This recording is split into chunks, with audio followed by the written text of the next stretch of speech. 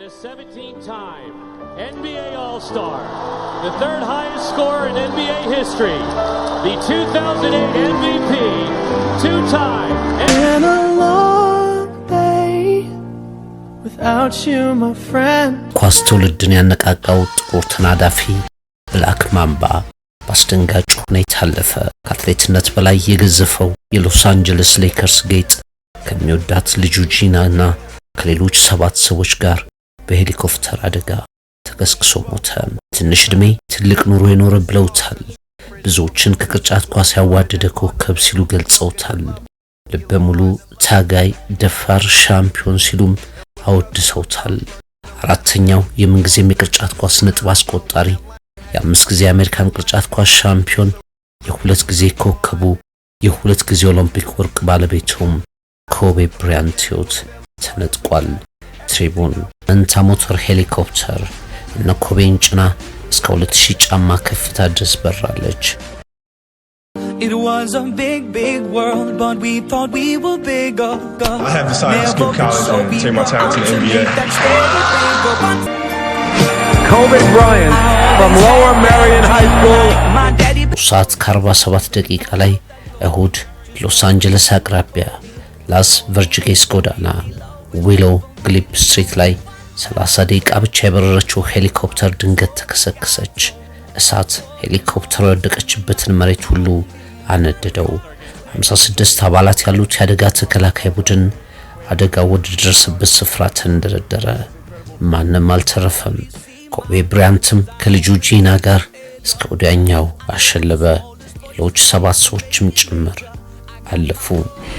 Is reporting former basketball star Kobe Bryant has been killed in a helicopter crash. That is just former basketball star Kobe Bryant reportedly killed in a helicopter crash there in the US. So much emotion in the building because of Kobe Bryant announcing his retirement after 20 years. All season, I was just waiting for my opportunity to come. I wanted to prove that I was better than. ተሸልሟል። ደፋር የቅርጫት ኳስ ተጫዋች ነው። ጥቁሩ ተናዳፊ ብላክ ማምባ ከፊቱ የቆሙ ተከላካዮችን ሁሉ በልጦ በዳንክ በዝላይ የሚያስቆጥራቸው ማራኪ ነጥቦች በርካቶችን ቁጭ ብድግ ያሰኙ ነበሩ።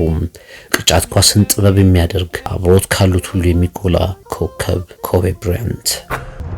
Vidal up 24 there, and then KB Kobe. Look at Kobe Bryant. That's Kobe. Did you see the finish by the kid?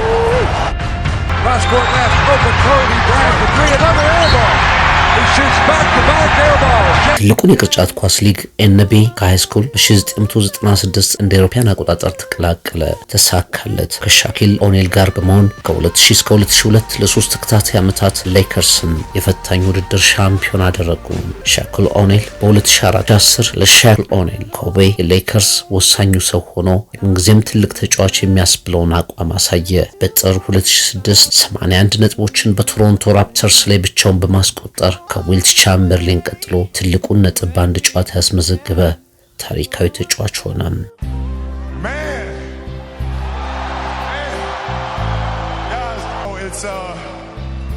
I can't believe how fast 20 years went by, man. This is crazy. Be standing here at center court with you guys, my teammates behind me, and appreciating all this, the journey that we've been on. Bring back all the memories of everything we've been through.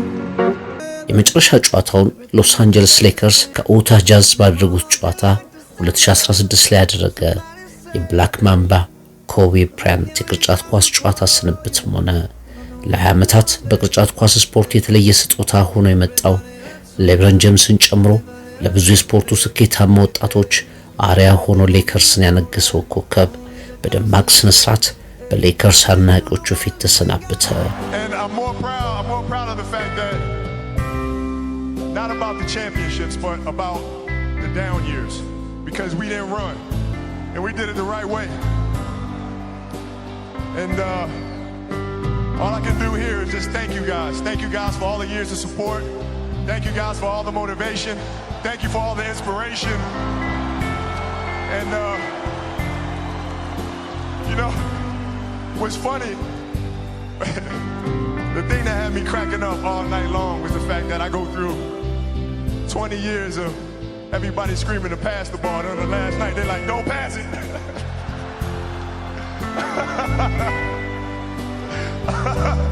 This has been absolutely beautiful, you guys. I can't believe it's come to an end.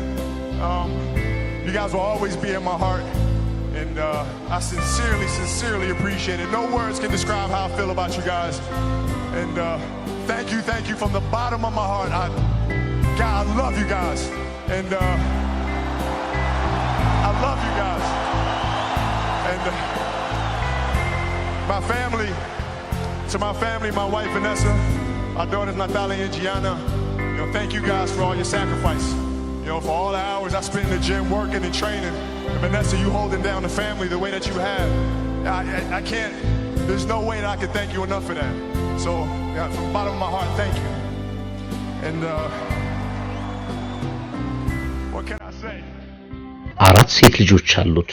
በ13 ዓመቷ ሁለተኛ ልጁ ጂና ግን የተለየ ፍቅር አለው። የቅርጫት ኳስ ጨዋታ ሜዳዎች የሚጠራባቸው መድረኮች ላይ ሁሉ ሳቂታ ልጁ ከጎኑ አለች። በ2018 ከአንድ ዓመት በፊት በጂሚ ካሚል ሾው ላይ ከጂና ጋር በተለየ ሁኔታ ያስተሳሰረው እሷ ለቅርጫት ኳስ ስፖርት ያላት ፍቅርና እንደሱ የመሆን ህልሟ ከፍ ያለ መሆኑ ነው ብሎ ነበር። ሁልጊዜም ወደ ቅርጫት ኳስ ጨዋታዎች ከጂና ጋር ስንሄድ ደጋፊዎች፣ አድናቂዎች ይመጡና አንድ ነገር ይናገራሉ። ኮቤ አንተና ባለቤትህ ቫኔሳ ወንድ ልጅ ወለዱና ይሄንን የቅርጫት ኳስ ችሎታን ታሪክህን አስቀጥል ይሉኛል። የኔ ጂና ወደኔ ያየች ወንድ ልጅ መውለድ አያስፈልግም፣ የቅርጫት ኳስ ታሪክህን ለማስቀጠል ደግሞ እኔ ያለሁ ትለኛለች ብሎ ነበር ኮቤ ብራያንት። ጂናን በባምባ ስፖርት ማዕከል ለማለማመድ በተያዘ አንድ መጥፎ እሁድ ግን ሁሉም ነገር ተጠናቀቀም። Nothing beats getting drafted, and you dream about that moment. It's just I